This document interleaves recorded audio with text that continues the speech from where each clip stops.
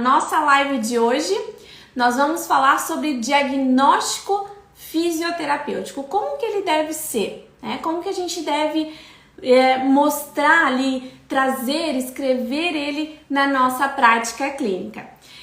E o profissional fisioterapeuta, segundo o nosso conselho, ele é habilitado para a realização do diagnóstico específico da nossa categoria. Então, diagnóstico cinético funcional ou cinesiológico funcional, né? Ou, em suma, diagnóstico fisioterapêutico. Boa noite, Sônia! Então, esse diagnóstico, ele é de suma importância para a gente guiar as nossas ações e as nossas práticas desde a avaliação, a prescrição de exercícios, as intervenções que nós vamos utilizar para gerar ali um prognóstico para aquela paciente e para também determinar a alta, né? Boa noite, Cíntia. Boa noite, Sara. Sejam muito bem-vindas. Então, o processo de cuidado da fisioterapia aos pacientes, ele vai começar lá na avaliação, mas essa minha avaliação, ela não vai adiantar de nada se eu não souber o que fazer com aqueles dados. Então, aqueles dados da minha avaliação, onde a gente vai identificar as disfunções, as limitações funcionais, a gente vai identificar ali os problemas, né, decorrentes daquela limitação, daquela disfunção. Através dessas informações que eu coleto lá na minha avaliação, eu vou determinar algumas metas. Só que eu só consigo determinar essas metas se eu tenho bem claro o que eu encontrei ali, né? O que eu achei na avaliação da minha paciente. Então, a gente vai ter bem clara essa definição de metas. Através dessa definição de metas, eu vou conseguir definir a intervenção que eu vou utilizar para minha paciente. Então, a intervenção efetiva para aquele caso, uma intervenção que seja baseada em evidências científicas. E a gente também, através desses dados que eu vou coletando, eu vou verificar também a avaliação do efeito dessas intervenções ao longo desse processo. Olha só que maravilhoso é todo esse processo. Só que ele tem que ser conduzido de uma maneira adequada para a gente chegar nessa efetividade, né? Se eu não começo lá com uma boa avaliação, eu não vou ter um bom efeito lá no final, né? Talvez eu demore muito para dar uma alta para essa minha paciente. Ou talvez a minha paciente desista desse tratamento porque ela não viu efeito ali. Então, através de um diagnóstico adequado, a gente vai definir metas e através dessas metas eu vou verificar quais as intervenções que eu vou usar para que ao longo desse processo eu verifique se aquilo está tendo resultado, né? Eu vou avaliando, eu vou verificando essa evolução. Então, como que eu faço na minha prática clínica? Olha só, anota aí, dica de ouro da professora Jéssica. Eu acabei de fazer avaliação com a minha paciente. Ela vai me trazer o diário miccional, o diário evacuatório, ela respondeu a todos os questionários. Eu sento sozinha, né, lá no meu consultório ou em casa, e eu vou pegar na avaliação dela cada disfunção que eu encontrei. Então, por exemplo, vamos falar de assoalho pélvico. Eu verifiquei que a minha paciente tem uma redução de força e redução de função, avaliada através da escala Perfect. Então, essa já é uma alteração. Eu posso até já anotar ali qual é o Perfect da minha paciente. Então, essa é uma forma. Primeiro ponto. Minha paciente tem queixa de dor na relação. Então, quanto de dor ela sente? Quais as posturas que ela sente dor? Qual o impacto disso no relacionamento dela? Eu apliquei o FSFI, quanto que deu o score lá do meu FSFI? Então, são pecinhas que eu vou montando para definir esse diagnóstico da minha paciente. E através dessa definição do meu diagnóstico, eu também sei qual as pecinhas ali de intervenção que eu vou utilizar. Vocês vão entender muito bem isso quando eu trazer aqui para vocês os casos clínicos. Eu trouxe alguns casos para a gente discutir como ficaria um diagnóstico clínico e como ficaria um diagnóstico fisioterapêutico, para vocês entenderem como que a gente pode pontuar cada caixinha dessa, né? Cada disfunção dessa. Estão entendendo todo esse processo? No começo parece ser difícil, mas a gente ali na prática, fazendo após cada avaliação, a gente vai tendo prática e vai ficando cada vez mais fácil. Dúvidas até agora?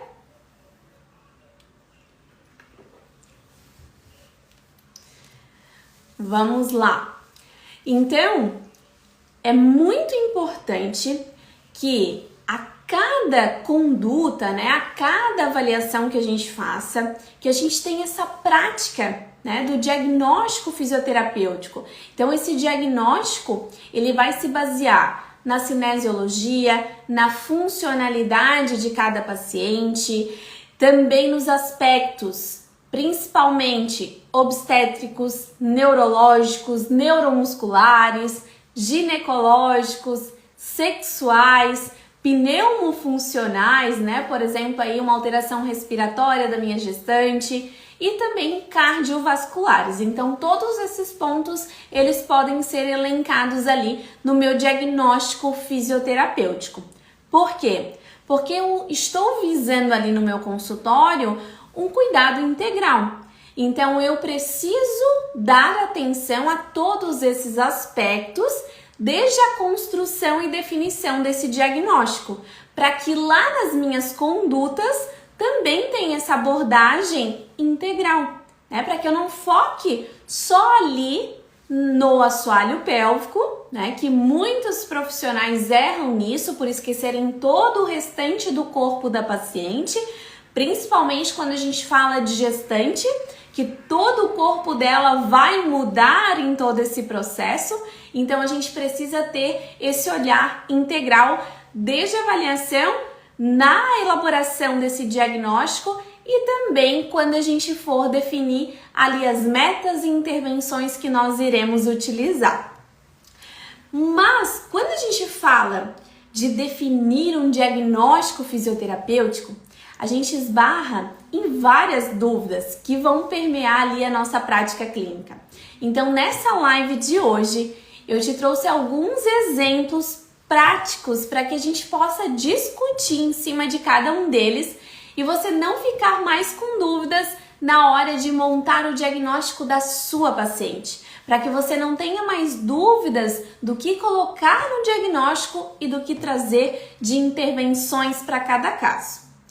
Quando a gente fala de diagnóstico fisioterapêutico, a gente não está falando de diagnóstico clínico. São coisas bem diferentes. Então, um exemplo aqui, ó, incontinência urinária de esforço, dor genitopélvica, tudo isso é diagnóstico clínico, não é diagnóstico fisioterapêutico. E a gente está falando de diagnóstico fisioterapêutico, a gente tem que ter esse olhar com base nas estruturas corporais, nas limitações dessas estruturas e o impacto dessas limitações na qualidade de vida da minha paciente. E a gente só vai conseguir fazer isso através de uma boa avaliação, onde eu vou observar esses sinais e sintomas que vão se relacionar aí à lesão ou à disfunção. E através da identificação dessas alterações de estrutura, de função, eu vou quantificar e qualificar cada um desses pontos. Tá? Então a gente já vai falar sobre tudo isso. E agora a gente vai discutir cada diagnóstico. Eu não vou entrar muito na CIF, porque senão a gente teria que ficar aprofundando muito aqui, mas eu vou trazer alguns pontos da CIF que a gente pode incluir de uma forma mais fácil e prática no nosso diagnóstico fisioterapêutico. Então, como eu falei, a gente vai ter esse olhar com base em estrutura corporal, as limitações dessa estrutura e o impacto dessas na qualidade de vida. E a gente vai quantificar e qualificar. Por que eu repeti essa informação? Porque eu quero que vocês tenham bem fresca na memória, porque agora a gente vai pontuar cada diagnóstico clínico. E agora, olha só, imagina comigo se você recebesse, se você olhasse um relatório que você enviou, né, ou que você recebeu de um profissional, de outro fisioterapeuta, que estava assim: atesto para os devidos fins que fulano de tal se encontra em tratamento fisioterapêutico devido a dores na relação sexual. E a pergunta é: qual é o diagnóstico dessa paciente? Diagnóstico fisioterapêutico. Não tem. Aqui não tem, né? Nesse relatório não está. Então, o atestado ele foi emitido por um fisioterapeuta, mas onde que está esse diagnóstico fisioterapêutico? Não está aqui, porque aqui eu tenho um diagnóstico clínico. Então, dores na relação sexual, ou até a queixa da minha paciente. Mas nós, fisioterapeutas, temos que ter um olhar mais global. Então, aqui a gente poderia complementar com os achados da avaliação. Então, vamos lá. Então, eu fiz a avaliação, eu sentei com a minha paciente e eu vou pontuar cada informação que eu achei. Então, acompanha aqui comigo, ó. Paciente com dor gênito-pélvica, provocando, olha só o diagnóstico: redução do alongamento e elasticidade do canal vaginal com hiperatividade moderada. Hipertonia grau 2 da musculatura de assoalho pélvico, com redução de funcionalidade e força de assoalho pélvico verificada através da escala Perfect. Olha só. Refletindo, continuando aqui no diagnóstico ainda, refletindo em problemas de relacionamento com o parceiro e redução da sua qualidade de vida e função sexual, verificada através do FSFI. E tudo que eu falei aqui não veio da minha cabeça.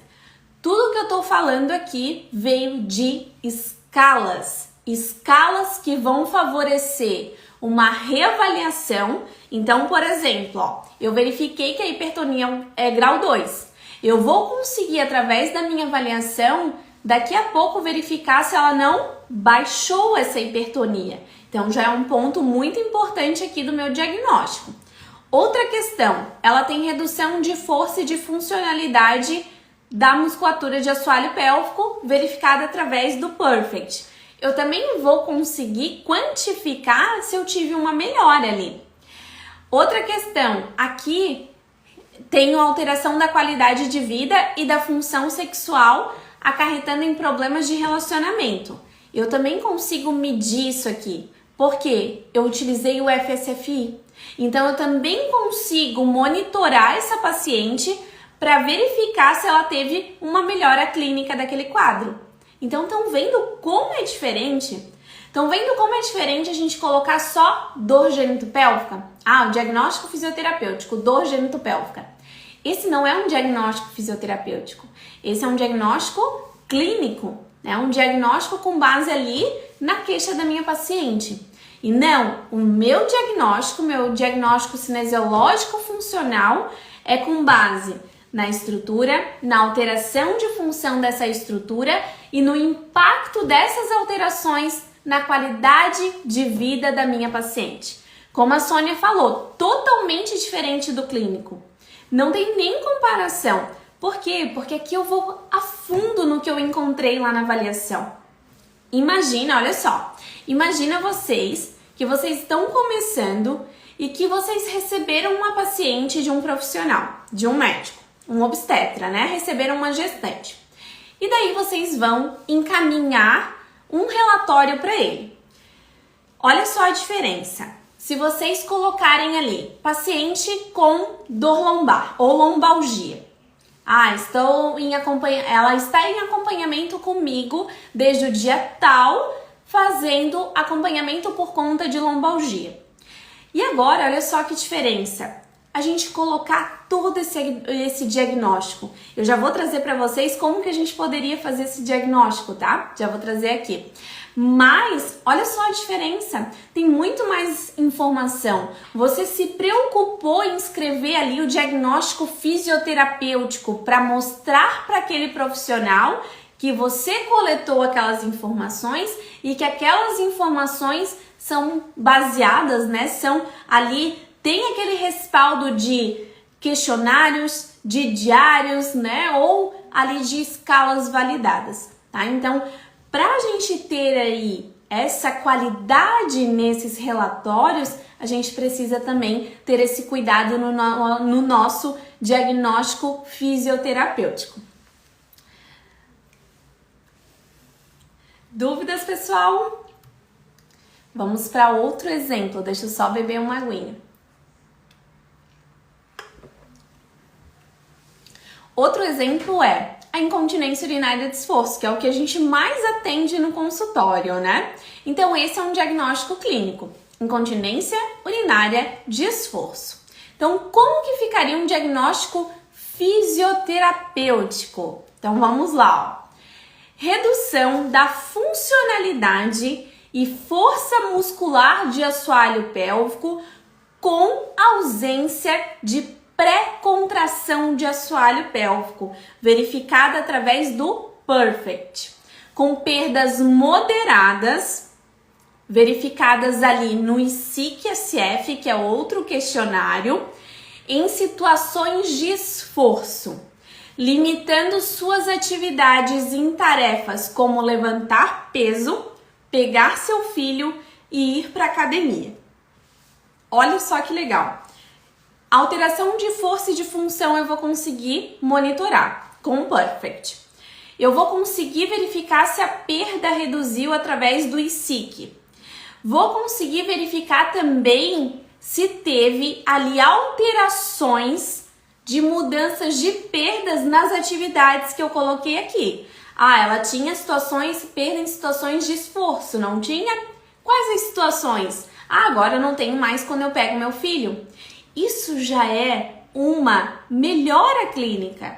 Ah, eu não tive alteração lá nos padrões musculares, mas eu tive alteração na perda. A minha paciente tinha uma perda moderada, agora ela tem uma perda leve. Agora ela só perde quando ela levanta peso. Ela não perde mais quando ela vai lá na academia, né? Ela só perde agora quando levanta o bebê. Olha só que legal. Então a gente consegue mostrar para nossa paciente a melhora dela só mostrando ali a melhora através do diagnóstico, né? Então esse diagnóstico ele também vai sofrer evoluções porque ele também modifica através da minha reavaliação. Tá? Então, não é incontinência urinária de esforço o nosso diagnóstico fisioterapêutico, mas sim os dados que você encontrou de alteração de funcionalidade de cada estrutura e o impacto dela na qualidade de vida da sua paciente. Tá? Estão vendo como é diferente? É muito diferente. Vamos a outro exemplo, o exemplo da gestante com lombalgia. Então, gestante de 23 semanas veio para fisioterapia por lombalgia. Lombalgia é um diagnóstico clínico. Vamos lá ao diagnóstico fisioterapêutico. Diagnóstico fisioterapêutico. Limitação da DM de coluna lombar, causando alterações na marcha e em suas atividades de vida diária, avaliada através do questionário de dor lombar de Oswestry. Dor intensa, EVA 8 em região lombar, irradiando para membro inferior. Assoalho pélvico hipertônico grau 3, com redução da sua funcionalidade e força, verificada através da escala PERFECT. Olha que diferença, não é só lombalgia, né? Então, aqui eu trouxe as alterações que tem em cada estrutura ali e eu trouxe também o impacto disso na qualidade de vida. O que eu trouxe de impacto na qualidade de vida? Alteração da marcha em atividades da vida diária. E eu coloquei um questionário aqui, o questionário de dor lombar de Oswestry. Eu também poderia colocar aqui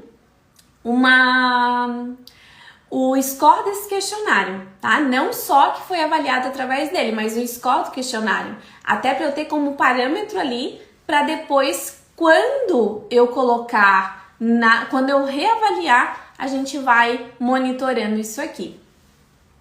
Sempre descrever tudo no diagnóstico fisioterapêutico, tudo que você encontrou de alteração de função, de funcionalidade das estruturas que você vai trabalhar, sim, Kelly, tá? É muito importante, porque ali você viu que tem alteração naquela estrutura e alteração de função, então você deve descrever sim.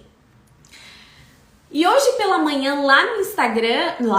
aqui no Instagram, eu coloquei que eu ia atender uma paciente com coccidínia, né?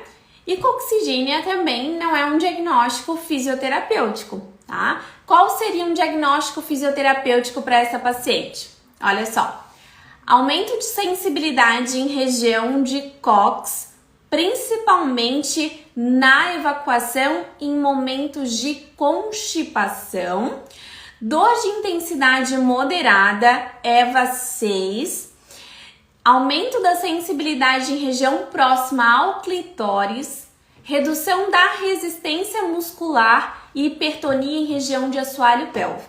Olha só, tá? Então, tudo isso aqui é o diagnóstico fisioterapêutico para coccidínia. Não só coccidínia, né? Mas toda essa paciente aqui que eu estou atendendo com coccidínia, ela tem essas alterações. Então, a gente coloca aqui como diagnóstico fisioterapêutico. Não é só escrever ali, coccidínia. Não é só isso. É descrever o impacto disso na qualidade de vida da minha paciente. Até aqui eu não coloquei o impacto na qualidade de vida, mas poderia trazer para esse caso aqui, é uma paciente no pós-parto. Então, por exemplo, ela tem dor intensa, né, de intensidade moderada ali na região do cóccix. Essa dor intensa na região do cóccix vai impedir ela de permanecer por períodos maiores na posição sentada para amamentar.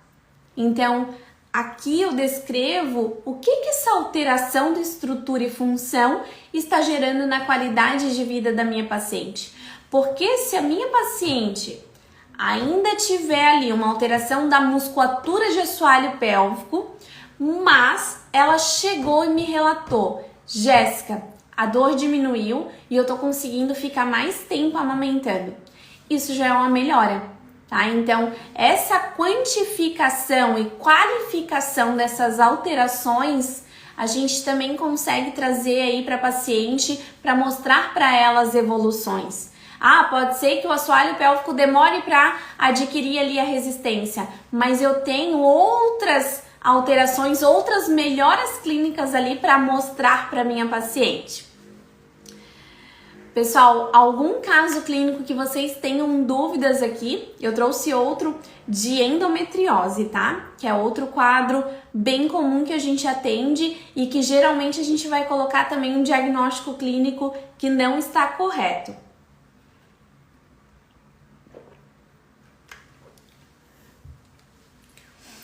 Vamos lá, ó. Então, endometriose. Muita gente coloca como dor pélvica crônica. Ponto. Paciente com endometriose tem dor pélvica crônica. Mas como que a gente poderia trazer aí um diagnóstico fisioterapêutico para esses casos de endometriose, tá? Para cada caso de endometriose, mas aqui um caso que eu atendo no consultório, ó.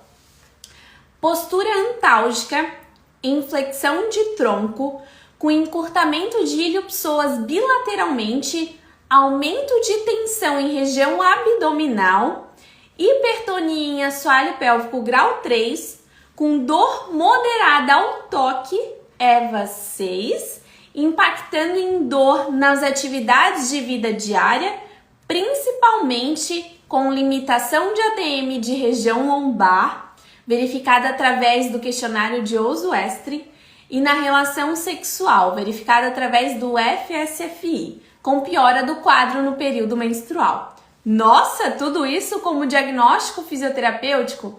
Sim, tudo isso são alterações clínicas que eu encontrei e que eu vou trabalhar em cima. Por exemplo, essa postura antálgica em flexão de tronco. Se a gente melhorar, se a gente alongar esse ilho psoas, eu já não favoreço essa melhora dessa postura? Sim. Se eu já melhorar também esse aumento de tensão ali em região abdominal, eu também não melhoro essa postura antálgica? Sim. Então, olha só quanta coisa que eu vou trabalhar nessas alterações de estrutura e função e que está tudo aqui, desculpa, no meu diagnóstico fisioterapêutico. Nada disso aqui vai escapar no meu plano de tratamento. Por isso que esse diagnóstico não precisa ser em uma linha. Não, se a minha paciente, por exemplo, essa paciente aqui tem várias alterações. Então, como que eu vou colocar só dor pélvica crônica? Não, ali eu não tô indo a fundo em todas as alterações que eu encontrei na avaliação dela. E vocês viram que a todo momento eu fui citando ferramentas de medida, né? Então, porque eu preciso, no meu diagnóstico, ter essas ferramentas para verificar melhor a clínica da minha paciente. Porque eu não só citei ali, incapacidade, alteração de funcionalidade. Não, eu coloquei ali a quantificação. E eu vou saber se ela melhorou. Ali, redução da DM. Eu até poderia colocar ali, usar, por exemplo, uma alteração de angulação. Ela tá com uma postura antálgica, né? Então, a gente também poderia trazer esses outros dados, até para mensurar depois. Porque ao longo desse processo terapêutico, eu vou realizando reavaliações, com ajustes de conduta ou manutenção das condutas adequadas para cada momento. Porque se, por exemplo, eu coloquei ali para minha paciente que eu preciso melhorar a função, a força e função de assoalho pélvico, eu trouxe exercícios para ela para aquilo ali. Só que a gente não tá vendo o resultado, né? Passaram-se 10 sessões e eu não tive resultado nenhum, não alterou nada. Então, será que eu não preciso mudar aquela estratégia? Será que eu não preciso trazer outras estratégias de aderência aos exercícios em casa para minha paciente melhorar aquele padrão? Tá? Então, tudo isso a gente vai monitorando. Só que eu só consigo monitorar se eu trouxe ferramentas de quantificação, né? Para tudo existe ferramenta de quantificação? Talvez não, mas o que a gente ter ali em mãos de questionários, de escalas, tudo isso a gente vai utilizar para trazer mais embasamento para o nosso diagnóstico fisioterapêutico. Então, muito importante, pessoal, identificar a estrutura que está ali, né, ou alterada, ou que eu vou precisar dar uma melhorada, identificar qual foi a alteração de funcionalidade daquela estrutura, tentar quantificar ou qualificar aquela alteração e qual o impacto dessas alterações na qualidade de vida da minha paciente. Então, 4 pontos fundamentais para você trazer ali na tua avaliação, mas também para montar o teu diagnóstico fisioterapêutico. Montei o meu diagnóstico. Então, esses 4 pontos fundamentais aqui do meu diagnóstico. Agora eu vou sentar e para cada estrutura dessa eu vou trazendo estratégias, técnicas, né, intervenções que eu vou utilizar. Talvez uma vai trazer benefício para outra, sim, que a gente vai trabalhar de forma integral, né? O treinamento da musculatura de assoalho pélvico vai melhorar ali a redução do tônus, vai trazer uma normalização daquele tônus, vai melhorar aquela hiperatividade. Então, todas essas questões vão se ligando, mas esse diagnóstico fisioterapêutico vai guiar a gente em decidir quais as melhores estratégias para cada paciente, tá? Então, por isso que é tão importante. Então, se você não faz ainda esse diagnóstico fisioterapêutico assim detalhado, eu te oriento a amanhã fazer uma tarefa. Pega as pacientes, pega as avaliações da sua paciente, pelo menos uma, tá? Tarefinha para casa para amanhã. Pega uma avaliação de uma paciente que você não fez esse diagnóstico, só colocou lá dor genital-pélvica. Você vai pegar cada informação que você encontrou dessa paciente, vai escrever em uma folha. E você vai montar um diagnóstico assim, completo. Ah, mas eu não usei nenhuma ferramenta de diagnóstico ali. Daí você vai incluir isso ali na sessão com a sua paciente, para ter maior embasamento ali naquele diagnóstico.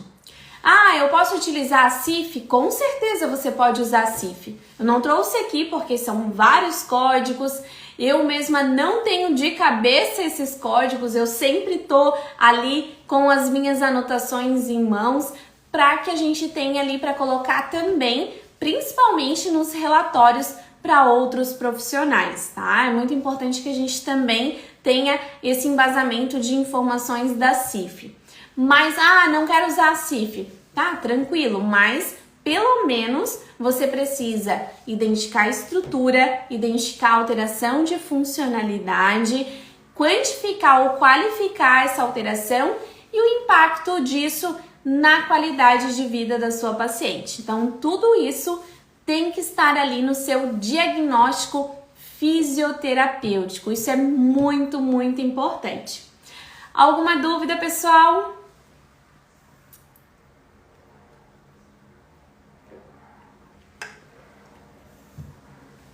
A gente está chegando ao fim da nossa live de hoje, mas eu quero lembrá-las que a nossa live sempre fica salva aqui no Instagram até amanhã à noite e depois ela vai lá pro canal do YouTube. E deixa eu lembrá-las também que lá no canal do YouTube tem muita informação sobre o nosso atendimento na gestação, no puerpério, uso da eletro, quando que é urgência, quando que é hiperatividade, tá? Tudo isso a gente vai trabalhar.